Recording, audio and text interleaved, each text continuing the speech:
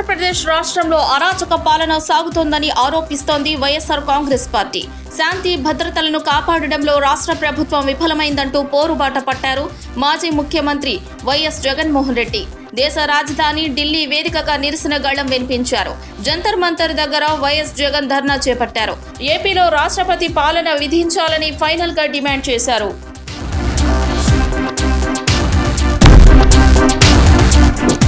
కోవూరు తొలి మహిళా ఎమ్మెల్యే వేమిరెడ్డి ప్రశాంతరెడ్డి తొలిసారి ఏపీ అసెంబ్లీలో అధ్యక్ష అన్నారు.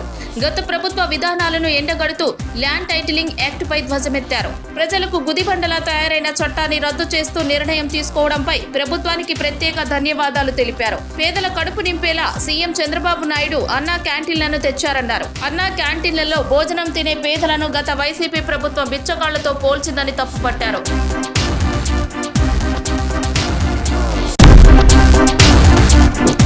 మాజీ మంత్రి కాకాని గోవర్ధన్ రెడ్డిపై ధ్వజమెత్తారు సర్వేపల్లి ఎమ్మెల్యే సోమిరెడ్డి చంద్రమోహన్ రెడ్డి. అసెంబ్లీలో మాట్లాడిన ఆయన కృష్ణపట్నం పోర్టు నుంచి కార్గోను చెన్నైకి తరలించడం వలన వేలాది మంది కార్మికులు ఈ రోజున రోడ్డున పడ్డారని స్పీకర్ కు వివరించారు.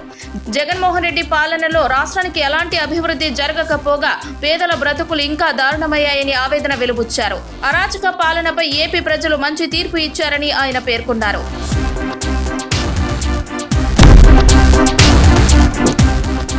కూటమి ప్రభుత్వం వచ్చాక రాష్ట్రమా రావణ కాష్టమా అన్నట్టుంది ఏపీ పరిస్థితి.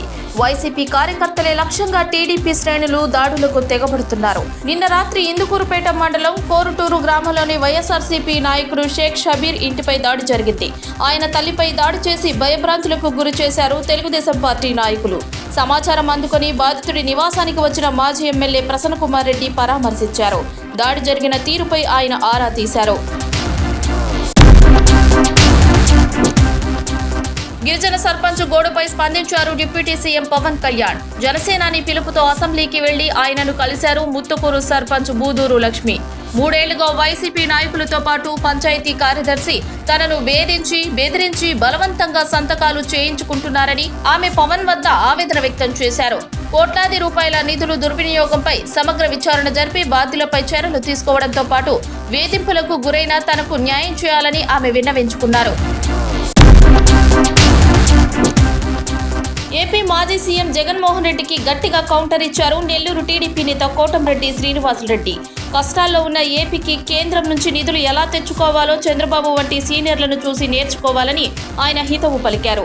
అడిగిన వెంటనే కేంద్రం అమరావతికి 15,000 కోట్ల రూపాయలను ప్రకటించిందని చెప్పారు. ఇప్పటికైనా బుద్ధి తెచ్చుకొని ఏపీ ప్రజలు ఇచ్చిన తీర్పును గౌరవించాలని ఆయన సూచించారు. లేదంటే రాష్ట్రం నుంచి ఏపీ ప్రజలు జగన్ను బహిష్కరించడం ఖాయమని చెప్పారు.